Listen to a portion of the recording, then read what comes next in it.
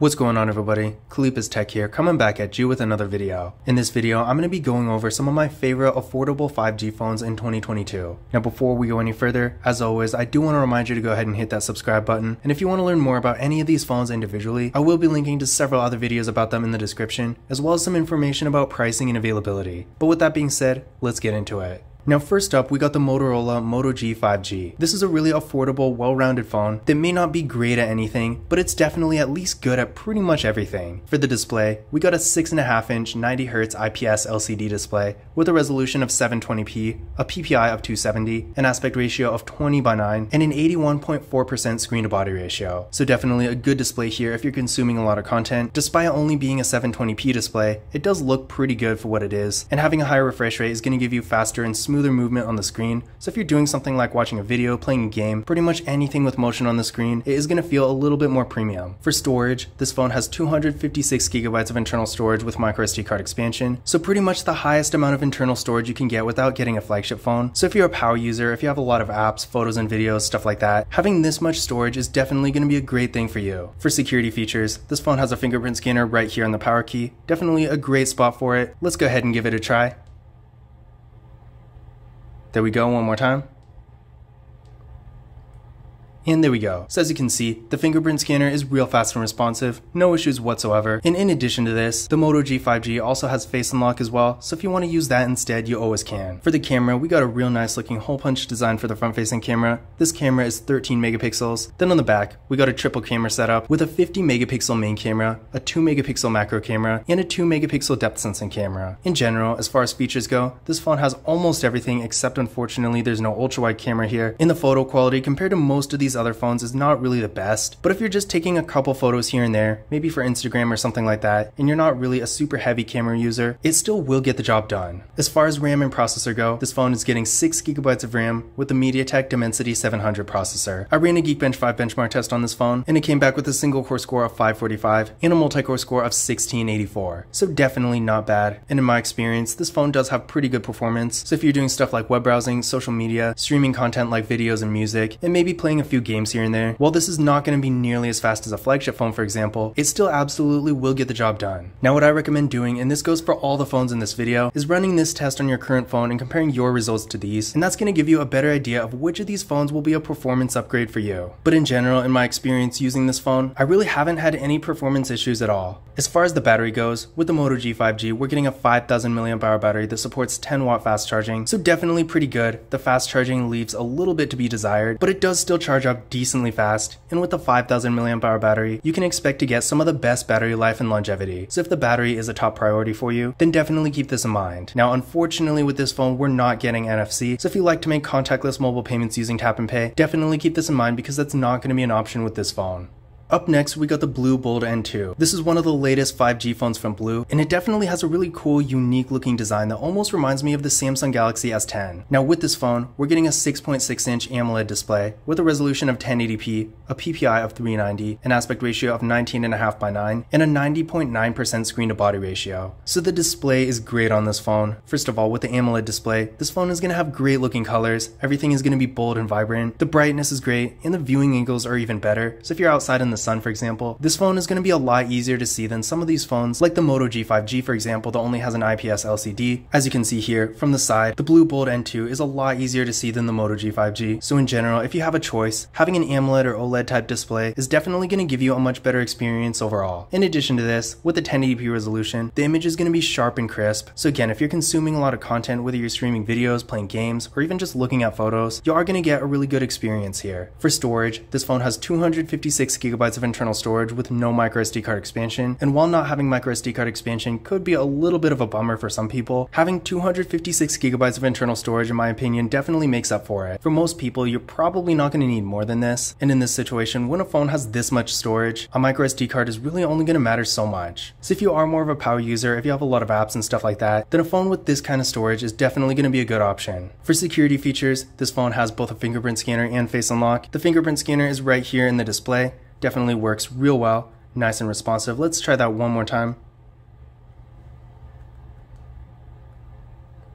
And there we go. And again, remember, this phone does have Face Unlock too, so if you want to use that instead, you always can. Taking a look at the camera setup, for the front-facing camera, it has this little island here, and this camera is 16 megapixels. Then on the back, we got a quad camera setup with the 64 megapixel main camera, a 5 megapixel ultra-wide camera, a 2 megapixel macro camera, and a 2 megapixel depth sensing camera. So as far as features go, the camera setup for this phone is great, and the image quality is pretty good too. Maybe not quite as good as some of the mid-range Samsung phones, for example, but in general, it definitely does get the job done. So if you are taking a lot of photos and you want a wider variety of features, the Blue Bold N2 is definitely a good option. For video, this phone can record in up to 2K in the rear camera and 1080p in the front. Now, in my opinion, 2K is not really that useful, because the way I see it, if you want to record in a higher resolution than 1080p, you might as well just go to 4K, which unfortunately this phone doesn't have. But that being said, the videos it records aren't really bad, so if you're just recording a couple videos every now and then, and they're not really for any serious purpose, then the Blue Bold N2 will get the job done. As far as RAM and processor go, this phone has an impressive 8GB of RAM with the MediaTek Dimensity 810 processor. I ran a Geekbench 5 benchmark test on this phone, and it came back with a single core score of 586 and a multi-core score of 1685. So definitely pretty good, and in my experience, it does handle pretty much everything decently well, from stuff like web browsing, social media, to mobile gaming and that kind of thing. And if you're doing really high-end mobile gaming, like Call of Duty, Fortnite, something like that, it is going to struggle a bit, but in general, for most other things, it does get the job done. As far as the battery goes, this phone has a 4200 mAh battery that supports 30-watt fast charging, so while the battery size compared to all these other phones isn't really the best, it still is decent, and the real impressive thing about the battery setup here is the fast charging. With 30-watt fast charging, when you have the right fast charger, it's definitely going to charge up real fast, so if charging speed is important to you, then this phone is going to be a really good option. When it comes to NFC, unfortunately, this phone doesn't have it, so again, if you like to make contactless mobile payments using tap and pay, unfortunately, this is probably not going to be a great choice for you, so definitely keep that in mind as well. But in general, out of all the phones here, I do think the Blue Bold N2 has one of the best looking, most premium feeling designs, so that's definitely something to keep in mind if you want a more unique looking phone. Up next, we got one of my favorite phones in this video, the Samsung Galaxy A33 5G. For what it is, as you're about to see, this phone is really a great value that has a lot to offer. So with the display, we're getting a 6.4-inch 90Hz Super AMOLED display with a resolution of 1080p, a PPI of 411, an aspect ratio of 20:9, and an 83.7% screen to body ratio. So with the Super AMOLED display, this phone's gonna have great looking colors, really good brightness, and the viewing angles are going to be awesome. So if you're outside in the sun, for example, maybe you live in a sunny area like I do, this phone is going to be real easy to see. The 1080p resolution also gives the phone a nice crisp image, which again is great for any type of content consumption, and the refresh rate is going to make all the movement on the screen a little bit faster and smoother, which you probably can't even tell in this video, but when you're doing something like watching videos, playing games, pretty much anything with motion on the screen, you are going to get a real good experience. Now for storage, this phone has 128GB of internal storage with microSD card expansion, but keep in mind, if you do want more storage than this, you can get a variant with 256 as well. Now in my opinion, even though 256GB is great, 128GB is going to be perfectly fine for most people. In fact, even for me, I personally have an iPhone 13 with 128GB, and of course iPhones don't have microSD card expansion, and I've personally had no storage issues. And while I'm not the biggest power user out there, I know a lot of people use more space than I do, I would say I'm slightly above average, and again, I haven't had any issues at all. So for most people, having 128GB of internal storage with microSD card expansion too is definitely going to be perfectly fine. But again, if you are more of a power user and you do want more space, you can always get the version of this phone that has 256. Now for security features, this phone has a real nice looking fingerprint scanner right here on the display, and it works really well. Let's try that one more time. There we go. As you can see, it's even fast and responsive when the display is off, which is something I really like about these Samsung phones. In addition to the fingerprint scanner, we also got Face Unlock here, so of course, if you want to use that instead, you always can. For the camera setup, we got a water drop notch for the front-facing camera. Despite only being 13 megapixels, it takes real high-quality photos, so if you're taking a lot of selfies, this is definitely going to be a great phone for you. Then on the back, we got a quad camera setup with a 48 megapixel main camera, an 8 megapixel ultra-wide camera, a 2 megapixel depth sensing camera, and a 5 megapixel macro camera. For video, this phone can record in 4K in both the rear and front cameras as well. So as far as the camera goes, out of all the phones in this video, the Samsung Galaxy A33 5G is definitely the best one in my opinion. So if you are taking a lot of photos, you want a wider variety of features, and you want amazing photo quality for a really affordable price, the Samsung Galaxy A33 5G of all these phones in this video is probably going to be your best option. Now as far as the RAM and processor go, with the Samsung Galaxy A33 5G we're getting 6GB of RAM with the Samsung Exynos 1280 processor. Now keep in mind there is another variant of this phone that has 8GB of RAM, but with this phone in this video, again, this is 6GB. On Geekbench 5 with this phone, we're getting a single core score of 740 and a multi-core score of 1847, making it one of the fastest phones in this video along with the OnePlus Nord N25G, which we will be getting to in a minute. But in general, if you want a phone with really good performance, maybe you're doing more stuff like mobile gaming for example, where you might want a little bit better performance than your average mid-range phone, I do think the Samsung Galaxy A33 5G of all these affordable 5G phones is definitely going to be one of your best options. Again, I do recommend running this test on your current phone and comparing your results to these, and that's going to give you a better idea of whether or not this phone is going to be an upgrade for you, because if you're coming from maybe a lower end mid-range phone, then it's definitely possible this is going to be a real good upgrade, but if you're coming from an older flagship phone, like maybe a Samsung Galaxy S10 for example, then it might not be quite as impressive. For the battery, this phone has a 5000 mAh battery supporting 25W fast charging, so definitely a great battery in pretty much every way. Not only is it a really large battery, but we're also getting pretty good fast charging here, and in my experience, the fast charging works really well, so you're not going to have to worry about waiting a long time to charge up your phone. In addition to this, the Samsung Galaxy A33 5G does have NFC, so if you like to make contactless mobile payments using tap and pay, then you actually will be able to do that with this phone.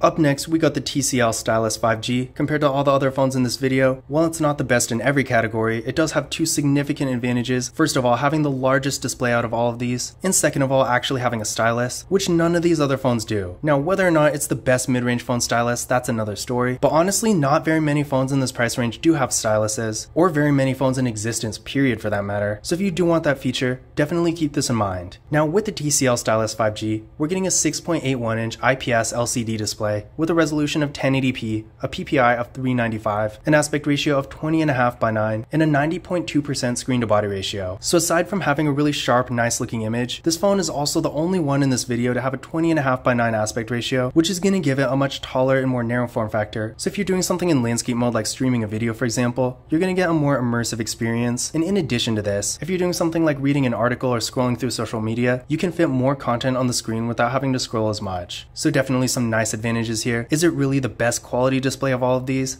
In my opinion, not really. I still do think the image on the Samsung Galaxy A33 5G looks a little bit better, but as far as size and dimensions go, it does have a significant advantage, and the image quality, despite not being something like an AMOLED display or anything like that, still does look really good. For storage, this phone has 128GB of internal storage with microSD card expansion. Definitely not bad by any means. Again, with 128GB, for most people that's going to be perfectly fine. And if you have a lot of photos and videos or something like that, the microSD card is really going to help with that too. For security features, this phone has a fingerprint scanner right here on the power key. Let's go ahead and give it a try.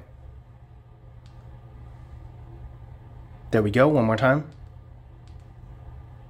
And there we go. So real fast and responsive. And like all these other phones, the TCL Stylus 5G does have face unlock as well. For the camera setup, we got a nice looking hole punch design for the front facing camera. This camera is 13 megapixels. Then on the back, we got a quad camera setup with a 50 megapixel main camera, a 5 megapixel ultra wide camera, a 2 megapixel macro camera, and a 2 megapixel depth sensing camera. For video, this phone does have a max recording quality of 1080p in both the rear and front cameras, so unfortunately no 4K here. So as far as features go, this phone has pretty much everything, so no complaints there. For photo quality, while it's not quite as good as something like the Samsung Galaxy A33 5G, this phone can still take great photos, so if you are taking a lot of pictures with your phone, the TCL Stylus 5G is still going to be a great choice. As far as RAM and processor go, this phone is getting 4GB of RAM with the MediaTek Dimensity 700 processor. On Geekbench 5, it's getting a single core score of 560 and a multi-core score of 1755, so definitely not bad at all. And in my experience, I've been playing a lot of games on this phone and it does run most stuff pretty well. Like most mid-range phones, it kind of struggles on stuff like Fortnite and those higher end games, but for more average mobile gaming and then stuff like web browsing, social media, streaming things like videos and music and that kind of stuff, it is going to be perfectly fine. Now this phone has a 4000 mAh battery that supports 18W fast charging, so honestly not the best. So if the battery life is a priority for you, then this phone might not be the best choice, but that being said, it's still really not bad, and if you're in a situation where you just have your phone plugged in all day anyway, you're probably not even going to notice. As far as other features go, this phone does have NFC, so you can use it for tap and pay, and again, it does have a stylus, so if you do want a stylus, but you don't want to spend $1,400 on something like a Samsung Galaxy S22 Ultra, then this phone, along with the Moto G Stylus phones, is going to be a great choice. And compared to the Moto G Stylus phones, like for example the Moto G Stylus 5G 2022, the The TCL Stylus 5G is also a lot more affordable, so for a budget phone with the stylus, it is a really good option. Up next, we got the OnePlus Nord N25G. Along with the Blue Bold N2, I feel like this phone has one of the more unique looking, premium feeling designs, and that's something I definitely really like about it. Now with this phone, we're getting a 6.43-inch AMOLED display with a resolution of 1080p, a PPI of 409, an aspect ratio of 20:9, and an 85.3% screen to body ratio. So as far as the display goes, it's not really super unique compared to a lot of these phones. Pretty much the exact same specs as something like the Blue Bold N2, pretty similar to the Samsung Galaxy A33 5G as well, so not really anything crazy. But if you're consuming a lot of content with an AMOLED display and a 1080p resolution, you are going to get a really good experience here. In case you're wondering about the viewing angles, they're also really good as well, so if you're outside in the sun or something like that, you're not going to have any issues. For the storage, this phone is getting 128GB of internal storage with microSD card expansion, so again, pretty standard here. For most people, it will be perfectly fine, but if you really are a power user, unfortunately there's no 256GB variant, so if you really do want that much storage, in that case you might be better off with something like the Moto G5G or the Blue Bold N2, but again, for most people, 128GB of internal storage, especially with microSD card expansion, is going to be perfectly fine. For security features, we got a nice looking in-display fingerprint scanner, works real well too. Let's try that one more time. And there we go, so as you can see, real fast and responsive there. And again, like every other phone in this video, we do have Face Unlock here as well. For the camera setup, we got a nice looking hole punch design for the front facing camera. This camera is 16 megapixels. Then on the back, we got a triple camera setup with a 64 megapixel main camera, a 2 megapixel macro camera, and a 2 megapixel depth sensing camera. So as far as features go, it is kind of disappointing that there's no ultra wide camera here, especially with how nice this camera setup is otherwise. But that being said, if you don't really care about having an ultra wide camera, I would say this phone is still going to be a perfectly good option because it does take really good quality photos. That being said, for video, this phone does max out at 1080p in both the rear and front cameras, so if you're recording a lot of videos for a more serious purpose, like maybe vlogging or YouTube for example, in that kind of situation you might prefer one of the Samsungs that can record in 4K, but otherwise I do think the videos this phone records are pretty decent, and if you're just making videos for something like social media for example, it will absolutely get the job done. Now the OnePlus Nord N25G is getting 6GB of RAM with the Qualcomm Snapdragon 695 5G processor. Like I said before, along with the Samsung Galaxy A33 5G, this is one of the fastest phones in this video, coming back with a single core score of 683 and a multi-core score of 1972 on Geekbench 5. So yeah, performance wise, this is definitely going to be one of your best options out of all of these. So if you're doing more stuff like mobile gaming, or if you're just going to be on your phone all the time, the OnePlus Nord N25G will definitely be a great choice. Now this phone has a 4500 mAh battery that supports 33 watt fast charging, so definitely a good battery here. While it's not the largest battery, it's really not small by any means, so the battery life and longevity is going to be great here. And in addition to this, we're also getting 33 watt fast charging here, making it the fastest charging phone in this video. And in my experience, when you connect it to a fast charger, it really does live up to this. And if you're in a situation where you don't always have a lot of time to charge your phone, having really good fast charging like this is going to be a huge advantage. In addition to this, the OnePlus Nord N25G does have NFC as well, so you can use tap and pay with this phone. Now last but not least, unless you're talking about price, we got the Samsung Galaxy A32 5G. Now as the name suggests, this phone is actually the predecessor to the Samsung Galaxy A33 5G, and while objectively the Samsung Galaxy A33 5G is a much better phone, the Samsung Galaxy A32 5G is still a great choice in 2022. The main reason for this is because with this phone, I've seen this phone on sale for less than $100, and while this does change based on availability and stuff like that, if you want a really good quality 5G phone, that's really one of the absolute cheapest options you can get. The Samsung Galaxy A32 5G is really going to be one of the best choices. So with this phone, we're getting a 6.5-inch TFT display with a resolution of 720p,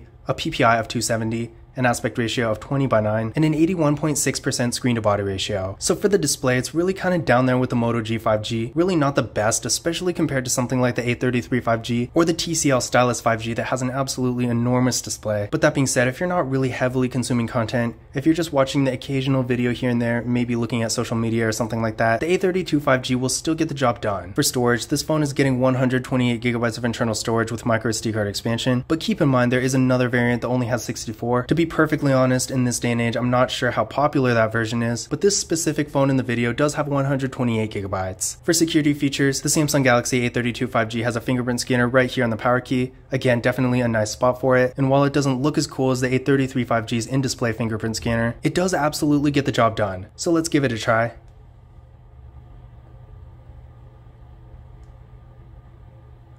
There we go, one more time.